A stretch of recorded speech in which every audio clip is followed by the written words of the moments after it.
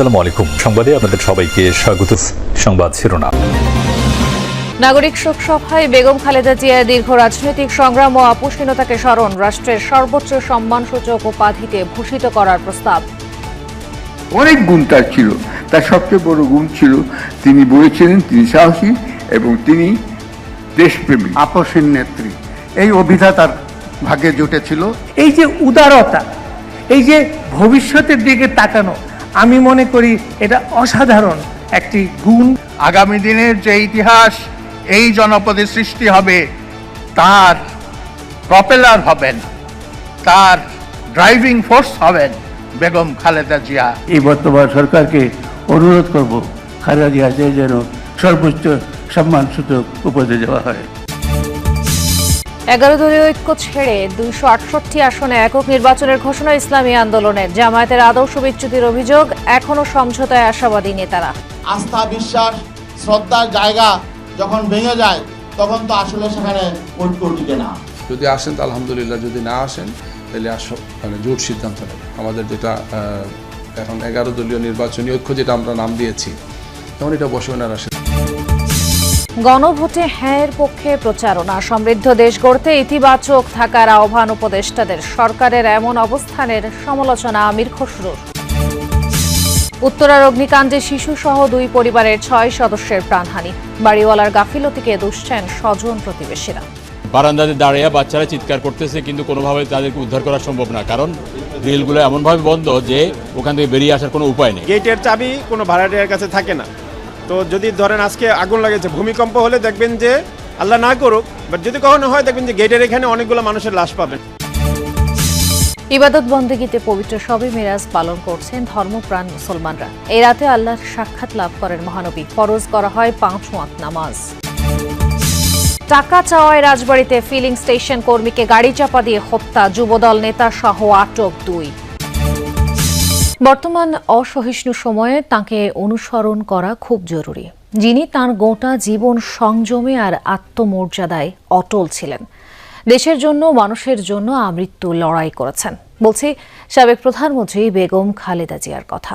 সংসদ ভবনের দক্ষিণ প্লাজায় খালেদা জিয়ার স্মরণে আয়োজিত নাগরিক শোক সভায় এভাবেই শ্রদ্ধা জানালেন সর্বস্তরের মানুষ। নাগরিক সমাজের প্রত্যাশা, খালেদা জিয়ার গণতান্ত্রিক আদর্শ ধারণ করবে বিএনপি। প্রস্তাব আসে খালেদা জিয়াকে সর্বোচ্চ সম্মানসূচক উপাধিতে ভূষিত করার। সাইফুদ্দিন রবিন জানাচ্ছেন বিস্তারিত। চালের ক্ষেত্রে, ধানের ক্ষেত্রে যে স্বয়ং সম্পূর্ণ। গধূলির আলোয় কেমন জলজ্বলে জাতীয় সংসদ ভবনের দক্ষিণ প্লাজা, যেখানে ছোট গল্পের মতো শেষ হয়েও রেশ থেকে যাওয়া এক উজ্জ্বল জীবনকে স্মরণ করছে দেশের নাগরিক সমাজ। seen all these spheres, regional, understandably her focus was sharp. 30 December মহাপ্রয়াণ ঘটেছিল সাবেক প্রধানমন্ত্রী বেগম খালেদা জিয়ার। মৃত্যুর 17 দিন পর ঐশ্বর্যময়ী এই মহাপ্রাণের কর্মময় রাজনৈতিক জীবনের নানামুখী বর্ণনা উঠে আসলো পেশাজীবীদের কাছ থেকে। একজন রাজনীতিকের গোটা জীবন অরাজনৈতিক সর্বজনের মূল্যায়নে ধরা দিল। স্ত্রী, সন্তান ও পরিবারের অন্য সদস্যদের নিয়ে মায়ের বর্ণাঢ্য সত্য বাস্তব যাত্রার কথা শুনলেন খালেদা জিয়ার ছেলে, বিএনপি চেয়ারম্যান তারেক রহমান। বেগম খালেদা জিয়ার যদি জীবনটা দেখেন, এটা পুরোটাই স্যাক্রিফাইস।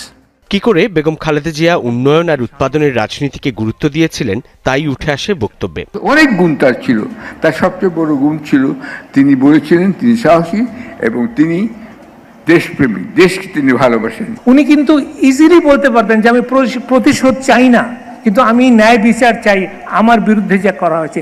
এটাও উনি বললেন না। এই যে উদারতা, এই যে ভবিষ্যতের দিকে তাকানো, আমি মনে করি এটা অসাধারণ একটি গুণ। বেগম খালেদা জিয়ার গণতান্ত্রিক আদর্শে পরিচালিত হবে। আপনারা এমন কিছু করবেন না যাতে সেই দিনের জমায়েত হওয়ার লক্ষ লক্ষ মানুষ দীর্ঘ নিঃশ্বাস ছেড়ে বলতে বলেন যে তিনি মরে বেঁচে গেছেন। অবশেষে 11 দলীয় জোট থেকে বের হয়ে এককভাবে নির্বাচনে অংশ নেবার সিদ্ধান্ত নিয়েছে ইসলামী আন্দোলন বাংলাদেশ। 268 আসনে দলটির প্রার্থীরা প্রতিদ্বন্দ্বিতা করলেও বাকি আসনে তারা সমর্থন দেবেন অন্য দলের প্রার্থীদের। তবে নিজেদের গড়া জোট থেকে বের হবার পেছনে জামায়াতকে দায়ী করছে তারা। অভিযোগ ভিত্তিহীন দাবি করে এখনো জোট নিয়ে আশাবাদের কথা জানান দলটির মুখপাত্র। শেষ পর্যন্ত গুঞ্জনই সত্যি হলো। 11 দলীয় নির্বাচনী সমঝোতা ঐক্যে না থাকার ঘোষণা দিল এই ঐক্যের অন্যতম শরিক ইসলামী আন্দোলন বাংলাদেশ। রাজধানীর পুরানা পল্টনের কার্যালয়ে শুক্রবার সংবাদ সম্মেলনে এই ঘোষণা দেয় দলটি। তাদের ঐক্যের পাটাতনে দাঁড়িয়ে রাষ্ট্র পরিচালনা করবেন, তাহলে এখানে আমাদের সাথে তো বিষয়টা তিনি ডিসকাস করেন নাই।